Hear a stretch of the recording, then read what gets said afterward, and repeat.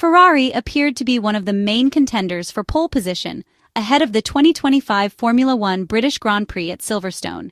It might sound surprising to many, but the Ferrari SF-25 single-seater arrived at the legendary track in the United Kingdom, showing significantly more competitiveness than originally expected. The newly revised floor that was introduced during the previous race weekend in Austria is now delivering tangible performance improvements, and across all 3 free practice sessions held at Silverstone, both Charles and his teammate demonstrated that they were capable of fighting on equal terms with any other competitor on the grid, including the increasingly threatening McLaren team, spearheaded by young talent Lando Norris and Australian driver Oscar Piastri.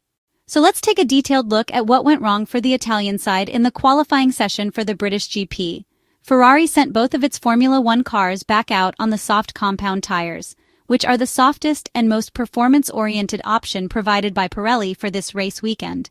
The environmental conditions remained quite cool, with ambient temperatures lower than those recorded on Friday and a fully overcast sky that hinted at the possibility of light rain showers. Both drivers completed their preparation laps and launched into their first proper flying laps. Monegasque driver Charles made a few small errors at Turn 4 and Turn 6, visibly struggling to find optimal traction and rear-end grip, especially during corner exit. He also showed some instability through the high-speed Becketts section, where the car appeared unsettled under load. The British driver, on the other hand, looked smoother, more composed, and technically cleaner throughout the lap, although it appeared that both Ferrari cars were unable to bring their tires into the correct and optimal operating temperature window. The Italian team opted for 2 cool-down laps before making another push.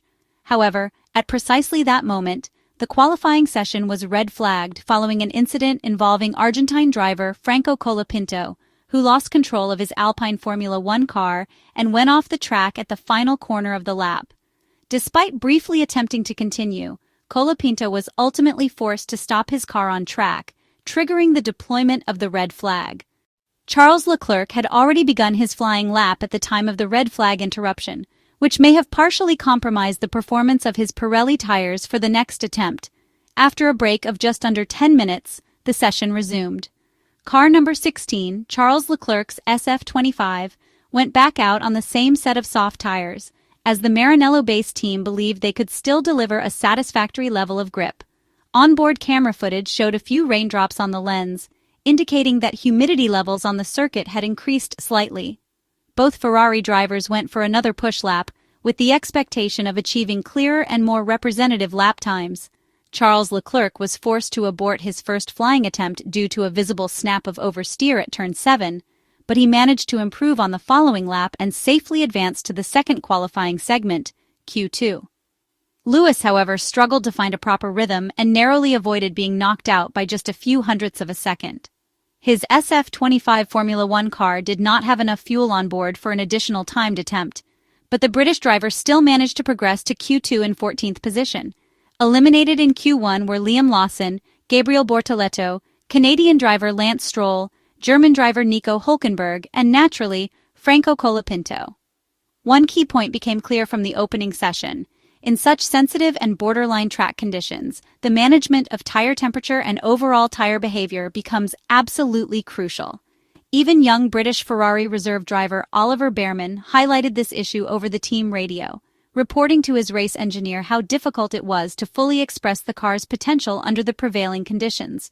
This problem also affected the 2 cars fielded by Ferrari, whose SF-25 cars, typically dominant in the central sector of the Silverstone layout, were unable to generate sufficient aerodynamic grip and mechanical traction in that portion of the circuit, a weakness already observed across all 3 free practice sessions. If not addressed, this limitation could significantly undermine Ferrari's ability to compete at the highest level. Track temperature increased by just 2.5 degrees Celsius from the start of Q1, a marginal and insufficient rise, not enough to meaningfully help the Ferrari cars with tire warm-up. As the second qualifying segment began, both Charles and Lewis went out on used, soft tires, a strategic decision that distinguished Ferrari from other top teams. The plan was to save fresh sets of tires for the final and decisive part of qualifying, the Q3 session, where 2 flying laps would be possible. Given the older compound, their lap times were not bad, but it was evident that a second run on a new set of tires would be essential to safely secure a place in the top 10 shootout. After a 3-minute wait in the pit lane, both Ferrari drivers returned to the track, this time on brand new soft tires. The objective was crystal clear: avoid any errors and put in a clean, representative lap. The outlap was more aggressive, with both drivers pushing harder to bring the Pirelli rubber into the correct thermal window. Charles was not perfect in the sequence between turn 3 and turn 4, displaying a touch of understeer, the same characteristic also noted by his teammate Lewis Hamilton. Despite a few imperfections in the first sector of the lap, both Ferrari drivers completed their timed runs with competitive sector times. They secured the top 2 positions on the timing screens, thereby guaranteeing access to the final segment of qualifying Q3, with British driver Lewis slightly ahead of Charles. Meanwhile, Carlos Sainz, Japanese driver Yuki Tsunoda, young Frenchman Isaac Hadjar, Thai British driver Alexander Albon, and Frenchman Esteban Ocon were all eliminated in Q2.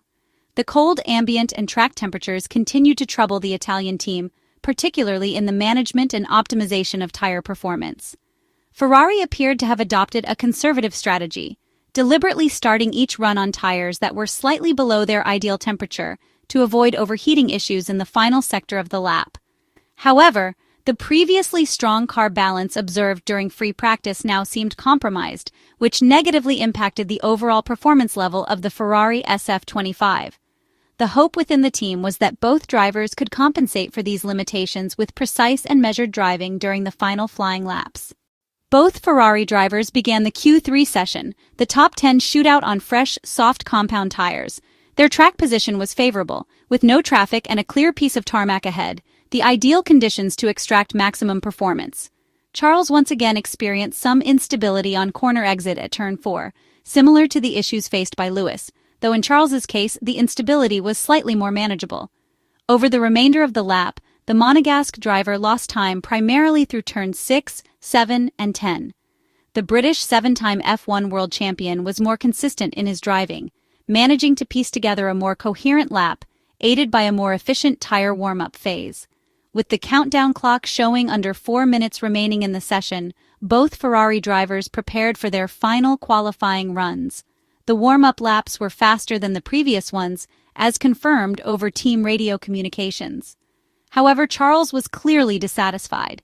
He shouted in frustration over the radio, visibly exasperated after a compromised lap that featured a mistake at turn 4, additional errors through the Becketts complex, and marked understeer in the final corners of the lap.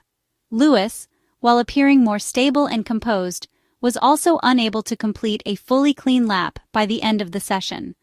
When the final checkered flag dropped, the result for Ferrari was a 5th and 6th place on the starting grid for Sunday's race, a result largely conditioned by the ongoing struggle to bring the soft compound tires into their ideal working window, a factor that disrupted the delicate aerodynamic and mechanical balance of the SF-25, which had looked promising during the free practice sessions.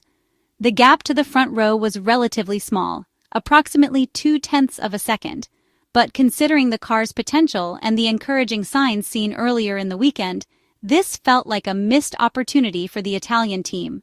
That said, Ferrari remains in contention for the race win, especially given the encouraging long-run pace and tire consistency shown during the practice runs. The British Grand Prix at Silverstone is still wide open, with everything to play for on Sunday.